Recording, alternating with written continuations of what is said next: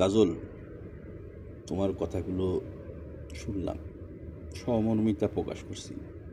হাসপাতালের বিছানায় যে থাকে সেই জানে জীবনের মানে কি, জীবন কতটা কষ্টের। আমিও গোপালগঞ্জে ভাই, কিন্তু গোপালগঞ্জ হলেও আমি বয়সে তোমার সঙ্গে অনেক বড় হব, তুমি করেই বলছি।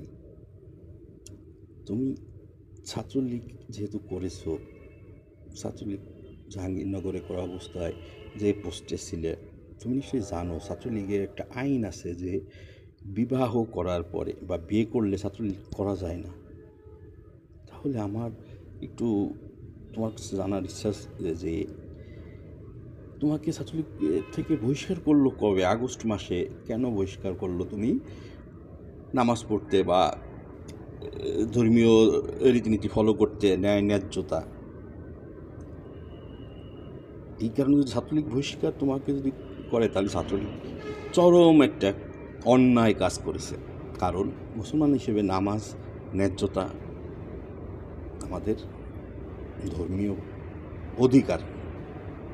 কিন্তু তুমি নিজে যখন বললে আগস্ট মাসে তুমি বিয়ে যেহেতু আগেই করেছো, তো বিয়ের বার্ষিকী উপলক্ষে তুমি তোমার বড় ভাইয়ের বাসায় নারায়ণগঞ্জ গিয়ে, তারপর তুমি 1 আগস্টে আন্দোলনে আসার পথে আসলে, তারপরে তোমার যে ঘটনাটা ঘটলো সেটা হচ্ছে যাত্রাবাড়ি। তো যাত্রাবাড়িটা আমাদের খুবই কলঙ্কিত একটা জায়গা হয়ে আছে। বোধ আমাদের ছাত্রদের উপরে যেভাবে হত্যাযজ্ঞ চালানো হয়েছে, ঠিক একইভাবে আমাদের পুলিশ ভাইদের উপরে নৃশংসতার উদাহরণ পৃথিবীর বুকে সৃষ্টি করা হয়েছে, পৃথিবীর বুকে, সেই যাত্রাবাড়িতেই।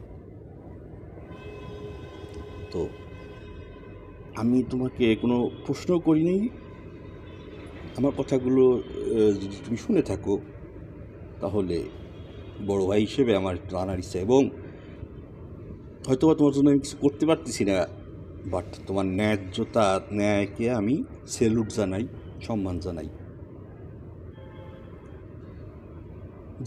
জগন্নাথ বিশ্ববিদ্যালয়ে যারা আন্দোলন করতে আসলেন, তাদের আন্দোলন যথেষ্ট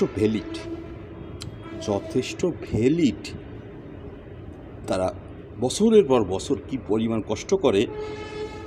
আমি জগন্নাথে পড়ি নেই, বাট হল নাই যেহেতু, বা হল থাকলেও উদ্ধার করা হয়নি কোনো গত সরকার আমলে, অনেকবার তারা আন্দোলন করছে, পাই নেই, আমি দুঃখ প্রকাশ করছি। কিন্তু এই সরকারের 5ই আগস্ট গঠন হওয়ার পরে কেন আপনারা এত দেরি করলেন এগুলো জানাতে? এত বড় একটা বড় ইস্যু এতদিন পরে কেন? আর যেদিন আপনারা আন্দোলন করতে আসলেন, ওই দিন যমুনার উদ্দেশ্যে আসলেন, বাট যমুনায় কি ওই দিন ডক্টর ইউনূস সাহেব ছিলেন নাকি আগের দিন? আমার এক্স্যাক্ট ডেটটা আমি অতটা খেয়াল করিনি, আমি একটু পড়ালেখার জন্য আমি একটু ব্যস্ত, তো যমুনা দিকে আসলেন, আর ইউনূস সাহেব গেলেন কোথায়? চিটাং পোর্টে তিনি অনেক কথা বলছেন, অনেক কিছুই বলছেন। তার পরবর্তীতে রাত্রে আপনাদের পরে ওই সময় যমুনা দিকে আসার পর যদি ডক্টর ইউনূস সাহেব নাও থাকেন বা থাকেনও, পুলিশ কেন আপনাদের উপরে আঘাত করলো? আমার একটা প্রশ্ন পুলিশ ভাইদের উপরে। আমার আর একটা প্রশ্ন, যে আঘাত করার পরে রাত্রের বেলায় সম্ভবত উপদেষ্টা কি রাজধানী ছোটো ভাই, তোমার নাম আমার মনে থাকে না, যে তুমি গেলে তোমার মাথার উপর বোতল মারলো। আসলে বোতলটা ভালো জোরেই লাগছে, আসলেই তুমি ব্যথা পাইছো, আমি ছবিতে ভিডিওতে দেখলাম তো, ভালো জোরে এসে লাগছে বোতলটা। What a shame. তুমি ছোটো ভাই ঠিক আছে, বাট তুমি যখন চেয়ারে, তখন আমি তোমার চেয়ারকে সম্মান করতে আমি বাধ্য।